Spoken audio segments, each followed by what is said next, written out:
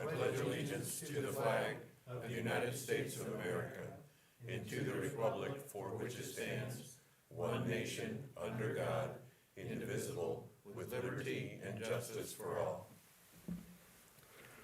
Well, good evening and welcome everyone to the May 7th meeting of the Ashland City Council. To our viewers at home, thank you for joining us. Members of our audience, members of council, Mayor Miller, welcome. Welcome all. First item on the agenda this evening will be the approval of the minutes from the April 16th meeting. Well, it's been a while since we've been here. Anyway, but if there are no additions, deletions, or corrections to those minutes, I'll ask for a motion to accept those minutes as submitted. Move to approve. Is there a second? Second. Thank you. Lawson. Aye. Workman. Aye. Kyle. Aye. Miller. Aye. Woodward. Aye. Minutes will stand approved.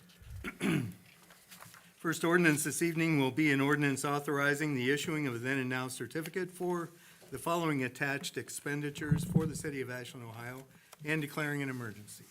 Move for non-reading in full. Second. Thank you. Woodward. Aye. Lawson. Aye. Workman. Aye. Kyle. Aye. Miller. Aye. Good evening. Go ahead, Larry. I'm sorry. The ordinance before you is for operating expenditures that the city has incurred before a purchase order was issued. Some of them are maintenance issues and others are anticipated, but for whatever reason, the purchase order just did not get done before the invoice was incurred.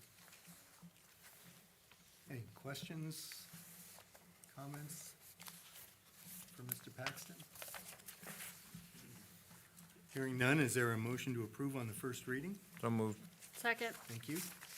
Lawson. Aye. Workman. Aye. Kyle. Aye. Miller. Aye. Woodward. Aye. I'll move to suspend the rules for 3 separate readings, 3 separate days. Second. Thank you, Mr. Lawson. Workman. Aye. Kyle. Aye. Miller. Aye. Woodward. Aye. Lawson. Aye. Motion to approve the ordinance? So moved. Second. Thank you. Kyle. Aye. Miller. Aye. Woodward. Aye. Lawson. Aye. Workman. Aye. Ordinance 29-24. Next, we have an ordinance authorizing the Director of Finance to amend the appropriations for the calendar year 2024 and declare an emergency.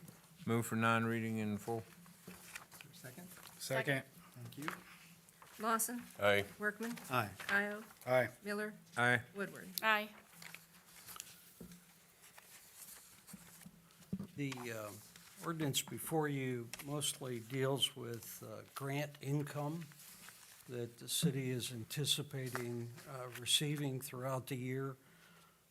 Some of it is for community corrections, which is part of the court system, which deals with folks being reintroduced back into a community and being monitored. The other is the block grant, community development grant, which has a lot to do with refurbishing one of our city-owned properties. Right. Any discussion? Hearing none, is there a motion to approve on the first reading? So moved. Thank you. Is there a second? Second. Thank you, Mr. Miller. Workman. Aye. Kyle. Aye. Miller. Aye. Woodward. Aye. Lawson. Aye. Again, I'll move to suspend the rules for 3 separate readings, 3 separate days. Second. Thank you. Kyle. Aye. Miller. Aye. Woodward. Aye. Lawson. Aye. Workman. Aye. Motion to approve the ordinance? So moved. Second. Thank you. Miller. Aye. Woodward. Aye. Lawson. Aye. Workman. Aye. Kyle. Aye. Ordinance 30-24. Then we have an ordinance authorizing and directing the Director of Finance to make the following transfers within the 2024 appropriations and declare an emergency. Move for non-reading in full. Second. Second. Thank you. Workman. Aye. Kyle. Aye. Miller. Aye. Woodward. Aye. Lawson. Aye. The ordinance that you have before you this evening, the items were appropriated within the original 2024 appropriations. We are just shifting little that around in an effort to cover those operating expenses that are needed to, through our estimations, will need to have additional funding before the end of the year. Any questions? Hearing none, is there a motion to approve on the first reading? So moved. Second. Thank you. Kyle. Aye. Miller. Aye. Woodward. Aye. Lawson. Aye. Workman. Aye. Again, I'll move to suspend the rules for 3 separate readings, 3 separate days. Second. Thank you. Miller. Aye. Woodward. Aye. Lawson. Aye. Workman. Aye. Kyle. Aye. Motion to approve the ordinance? So moved. Second. Thank you. Woodward. Aye. Lawson. Aye. Workman. Aye. Kyle. Aye. Miller. Aye. Ordinance 31-24. Okay, we have no resolutions this evening, no public hearing items, no old business. For new business, we do have a liquor permit transfer from MACS Convenience Stores LLC, doing business as Circle K 5202 at 411 East Main Street, Ashland, Ohio, to MACS Convenience Stores, doing business as Circle K 5202, same at 544 East Main Street. So it looks like it's basically an address change. And I think by now, most people probably know that Circle K is planning to develop another gas station and convenience store on the old Osborne School site there on East Main Street, next to the Armory. So I believe that is probably what is motivating them to make this change. I see. Is it normal for them to change before they Well, that's move? very peculiar. Do you know Because- anything more? I don't either. There's a vacant lot there right now. They haven't even started construction, so how can they operate a liquor And if we, license out of that location? And when does it go into effect, I guess, was the question. yeah, that was Looks my, like it's filed in April. Yeah. Not sure. I can look up those addresses though real quick, so let's see. 411 looks like the response has to be by 5/16.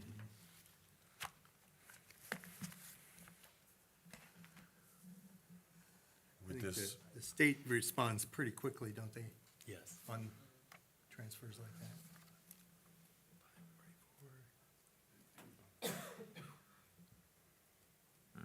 Yep, that's exactly though what it is. It's the Osborne site, so they're requesting it be transferred to the Osborne site. So maybe they're doing it so that there was no lapse in their ability to sell. Right. So, But would they be able to continue to sell where they are now until they move, once this is transferred? I don't know the details. We're of just that. approving their ability to do it. Yes. Okay. They'll Yes. probably work that out with the state official, I would guess. Yep, Yeah. absolutely. Actually, we're just saying whether we want a Yes. hearing or not. Yeah, Exactly. Right, yeah. absolutely. Exactly. Yeah. Yes. It's not finalizing anything Yeah. at this there's a point. lot of questions about Yeah. it. Yeah, but that is what it is. Yeah. It's to move it from across the street on the corner, Okay. across from Huntington Bank, to the Right down the Osborne street. School location when they develop their new station and convenience store. So with that, we need a motion to approve or to not request a hearing. I move not to request a hearing for the first liquor permit. All right, transfer. Yeah, transfer. Is there I'll a second that. Thank you. Lawson. Aye. Workman. Aye. Kyle. Aye. Miller. Aye. Woodward. Aye. All right. One down, one to go. We have another liquor permit transfer from Paved Road LLC, doing business as Cleveland Avenue Market, 1225 Cleveland Avenue, Ashland, to Happy Trails Drive-Through LLC at the same address. And with that, I don't know the details or the reasoning why, other than Changed ownership. changed ownership, did it? Exactly, Okay. yes. So the Not Cleveland just a Ave- name change there. Exactly, so the Cleveland Avenue Market has sold, Oh, and okay. this would be transferring the liquor license to the new owners. Great. Do we need to then take action on the document that accompanies that? I don't believe so. Nope, that is something that I would sign. Okay. But we do need a motion to not request a hearing. Let me rephrase that. So is there such a motion? I will move not to request a hearing. Thank you, Mr. Miller. Is there a second? Second. Mr. Howe, Thank you. Lawson, Aye. Workman. Aye. Kyle, Aye. Miller, Aye. Woodward. Aye. All right, those transfers are done. And So with- all I would do is check the box, we do not object. Okay. All right. Very good. We'll move right to Finance Director's report. Earlier this week, or possibly last week, it was brought to my attention that some of our meter readers may have not been easily identified as they walk throughout our neighborhoods. The meter readers did have a shirt on identifying themselves, but it was not very bright or illuminating what we feel that they should have been wearing. They are required to wear a vest, which clearly does identify them as a meter reader, but in warm weather, why that gets really warm to wear, and I believe that that incident, the meter reader may have had the vest off at that time. So as to better address that and to make sure that our employees are safe, we are changing the color of their shirt to a bright yellow. You can't miss it. It sticks out like a sore thumb. Clearly will be identified as a City of Ashland employee, have the Big A logo on the back of their shirt, as well as lettering across the bottom of that, identifying them as a meter reader. So if you see someone in a bright yellow shirt walking around your neighborhood, that's probably one of our meter readers now. We've tried to, we always try to make sure the employee is safe, which is one of our important things to do while they're doing their job. But this will make it just a little more identifiable as they walk through our neighborhoods so that our customers, our citizens, fellow citizens will very easily identify them of that. But thank you for bringing that out to my attention, because that's very important. That, it's one thing that I know that they're walking out there, and possibly you folks as well, but if someone who stays at home a lot and has someone strange walking around their backyard, I can see where they would get a little nervous and a little, cautious about that. So we're taking steps as best we can to identify that situation. Great, thank you, Larry. Yeah. Do the other utility meter readers, are they required to wear similar identification for all gas we- and electric and things like that? I can't speak for Ohio Edison or Columbia Gas or those folks. They are identified as a meter reader, but I don't know what attire they wear. But I know what ours will wear. We have 3 of them now, and in doing that, why, they will kind of stick out a little bit, and that's okay with us, because that way they're a little easier to identify. I might be able to answer that. They were all in my yard, marking, stake, and none of them had identification. It kind of threw me for a loop. I looked out my front window, and I have a strange man just standing there by my porch, and I'm like, what are you doing? And actually, the guys that mark lines, they're a subcontract. They're Yeah, a it separate was- company altogether. Yep, they were a subcontractor, so I walked out, and they let me know what they were doing for Columbia Gas. So they did it all the way down Cleveland Avenue, so.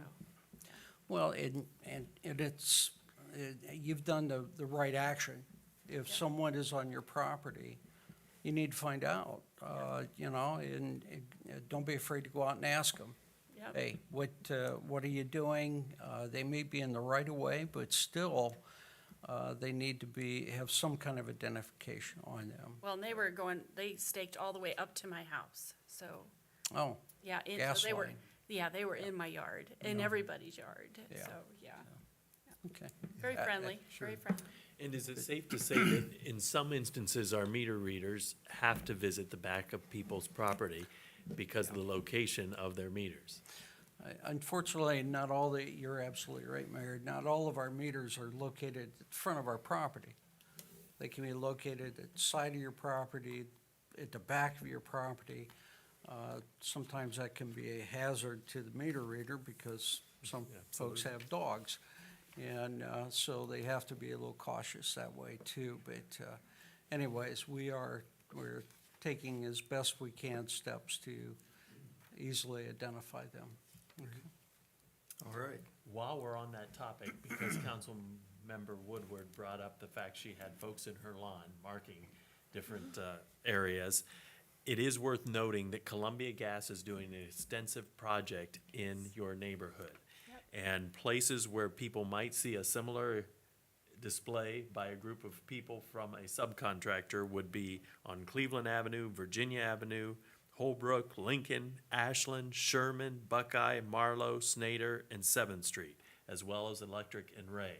So it's all the neighborhood where we were expecting to do our new pavement. So we are still going to try to resurface those streets, but for all those folks in those neighborhoods that have wondered, why haven't our streets got addressed yet? It was because we were waiting for the utility work to happen. Now the utility work is about to happen, but we're still planning to work alongside the gas company folks, to install new pavement in those areas. So it'll be an interesting time for that neighborhood, but when it's all done, they should have updated infrastructure when it comes to what Columbia Gas has in that area, and new pavement, hopefully, put down by the city. Yes, So it'll Thank be you. all over your neighborhood. it is. It's very colorful. There's pink Yes. and green stakes and very colorful. Yes. Yes. All right, thank you, Larry. With that, we'll move right to council comments. Mr. Kyle? Well, we all survived another spring cleanup and town's looking good and everything got picked up. And I know that the crews made multiple trips up and down some streets, which I appreciate. They kept everything looking nice as they could. So it's always a good time when that happens, and it really helps everybody purge to go buy more. Along those lines, I got a message from a constituent who wanted to advise the council and the mayor that there are some who are going around looking for appliances with electric cords on them and cutting off the cords at the lowest possible point that they could to claim the copper. What do? It's trash, and it'll be what it'll be, whether you want it or not, so.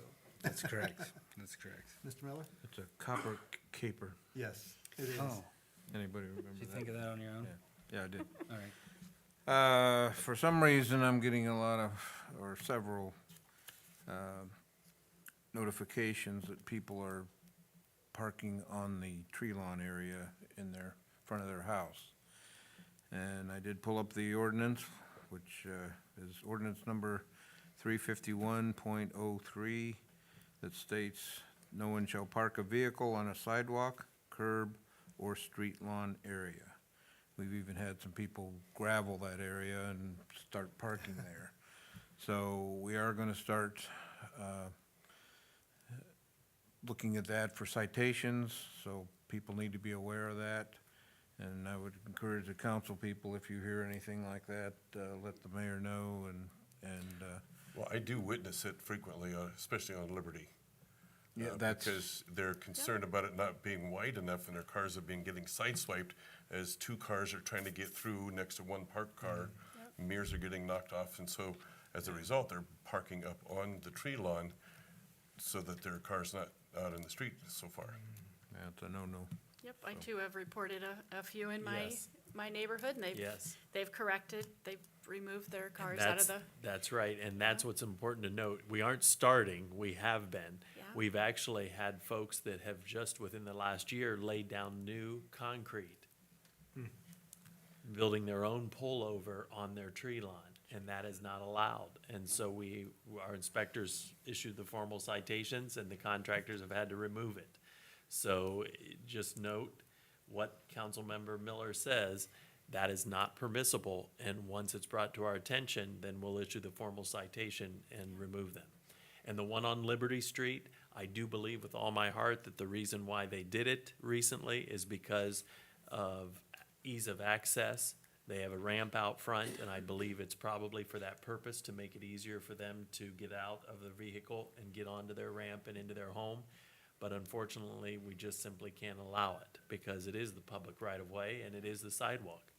So, and in that case, it's becoming a very muddy and unpleasant mess there, so it's not allowed. The only other thing I will mention is that if anybody notices streetlights out during the night, contact the city, and they have a direct line to the electric company, and they'll typically go out pretty quickly to make sure that's taken care of.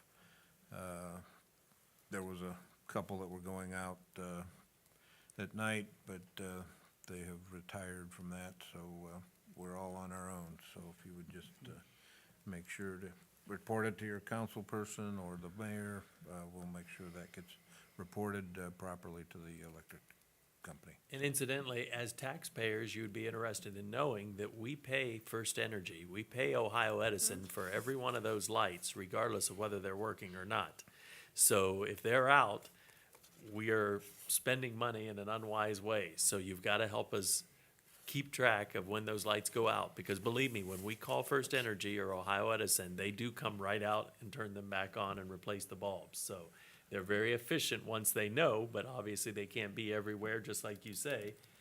The lights are only able to be determined during the nighttime hours, and most people are at home and not driving up and down the streets looking for burned out lights, so. All right. That's it. Mrs. Woodward? Well, I too have been getting some phone calls, but it's about grass. So with warm weather comes the grass that grows. So you have to keep it trimmed down. It is what, 12 12 inches? inches. It is 12 inches. They will come out and help you mow it if you do not, and you'll probably have to pay for that. So, so keep your grass mowed. Simple. That was a comment that I was gonna make. I've seen a few places around town. April showers bring mud. They bring mud, but also tall grass. And so these are some houses that look as though they might have been vacated or, and there's no one there to mow the grass, but it's still, the property owner still needs to mow the grass. Very good. right. With that, I'll hand it over to you, Mayor. I just have a couple of items. The first one that I will mention to you, we've mentioned once before, and that is everyone will soon be receiving in the mail a official mailing from the city of Ashland asking for your assistance in helping us determine what material was used in the service line from the street to your water meter. You will see it's a very simple form. Basically, we're asking you to determine, is it copper, is it galvanized steel, plastic, or lead? And we give some brief instructions on how you can make that determination. If you don't believe that you are able to make that determination, then you are welcome to call the phone number shown on this form, and we will have someone come out and help you determine what that is, that material that was used to install your line. Now, you don't have to be alarmed. We're doing this because this is a requirement of the EPA. So political jurisdictions all across the state will be doing this, but this is one method that we're using to gather the data most quickly and most efficiently. So if you have any questions, you can call the utility billing section once you receive your mailing, but it should be pretty self-explanatory. The finance director and his team have worked very hard to make sure that it is as concise as possible. Yes, so your mailing will actually come like this from the city of Ashland, from Claremont Avenue. And then when you open it up, you will see the description of your instructions. And then once you complete it, you'll tear it in two and you can mail it right back to us. Self-addressed, postage paid. All right? I guess I can just go ahead and rip it off. And that's inside show the you. house, actually. Yes. Correct. So there is a perforated line. I don't think that I'm gonna be able to tear it cleanly, but there you go. So then you'll send back the other half. So it should be pretty simple for most, I would think. All right? Very good. Then I also want to let you know, we got some good news this week, and that is we had applied for grant money through the Ohio Department of Transportation to install a multi-purpose path out on US 250. If you recall, previously, we had asked our state representative, Melanie Miller, to try to get us money for a sidewalk. She was successful at getting us, I believe, an allocation of $150,000.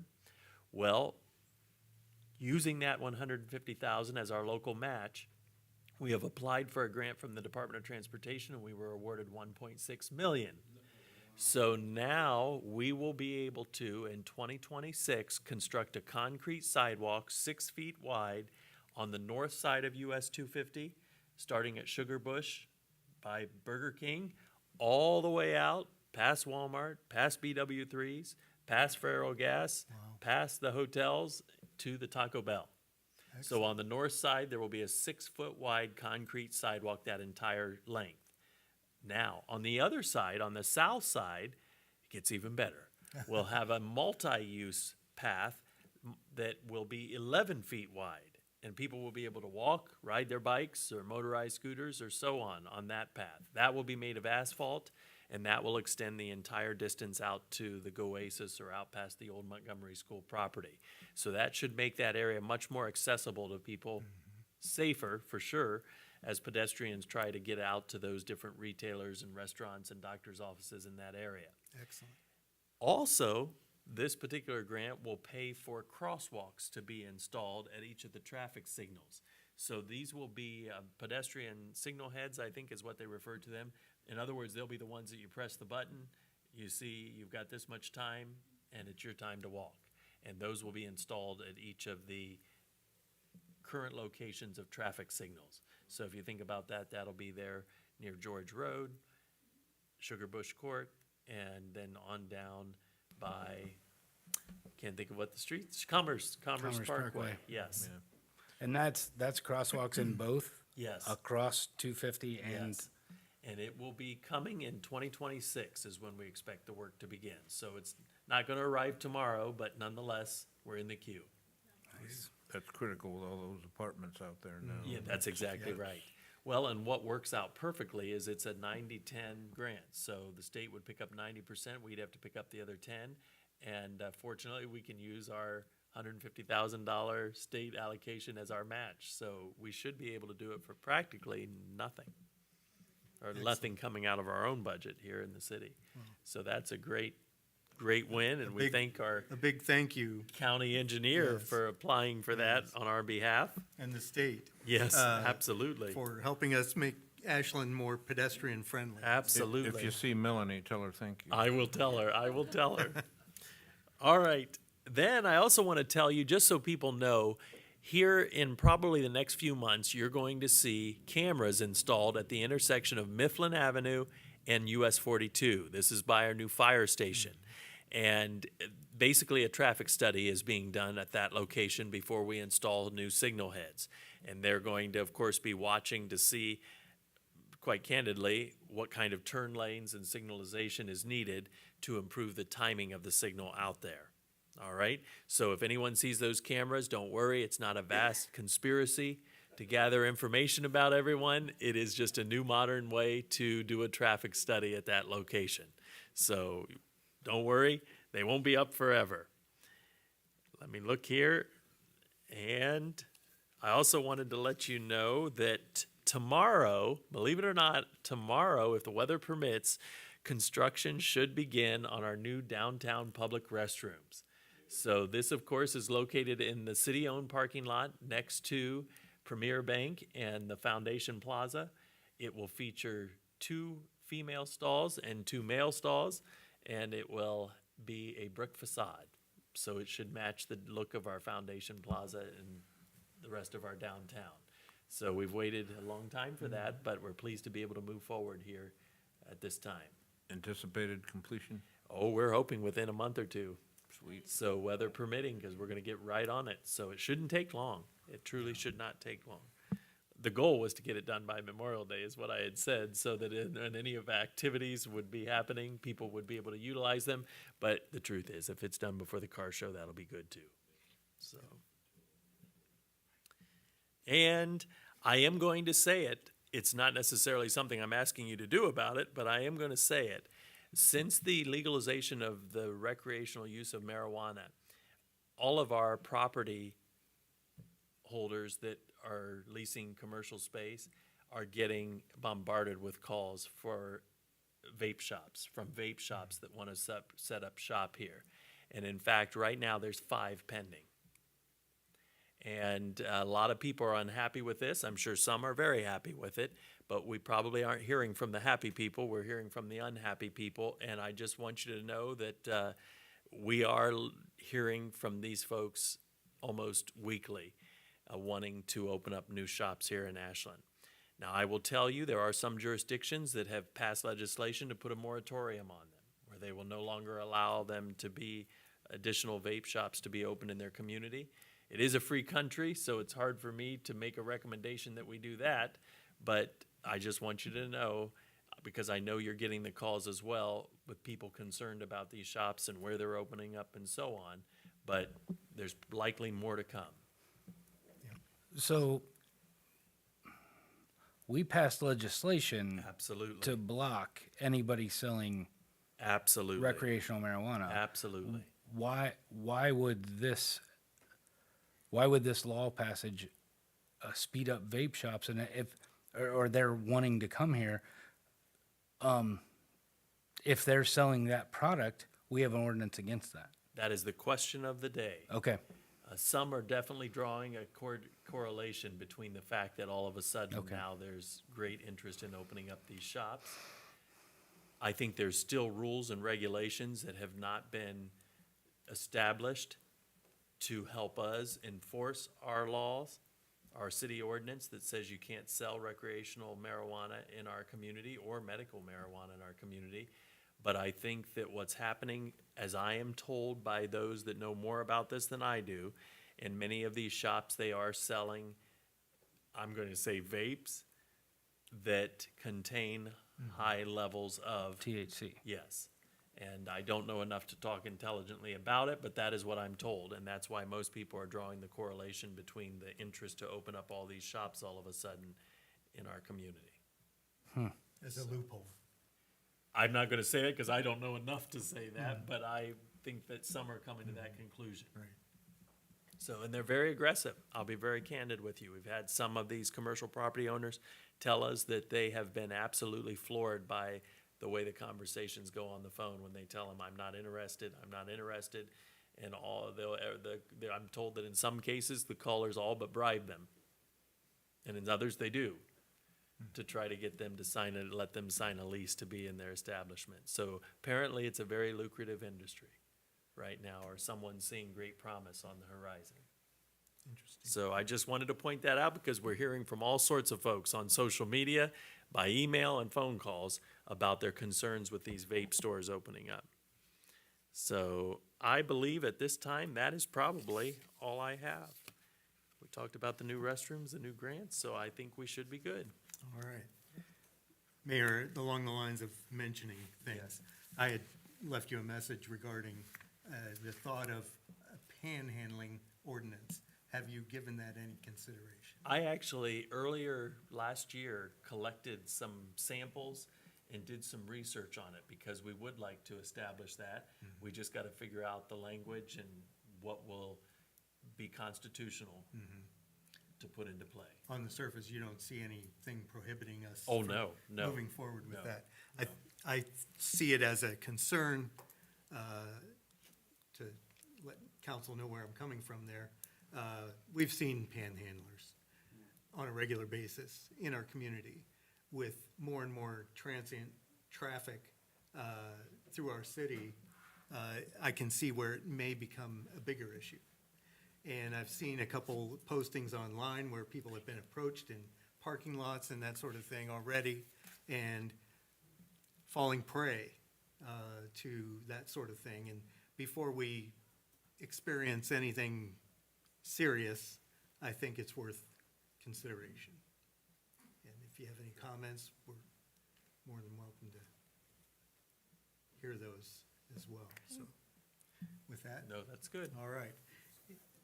All right, well, we'll move right to comments and questions from our audience. If anyone has anything they'd like to bring to council, you're more than welcome to step up to the podium and talk to council about it. And seeing none then, I'll ask for a motion to adjourn. So moved. Second. Thank you. Aye. Aye. Aye. Aye. Aye. We are adjourned. Thank you all.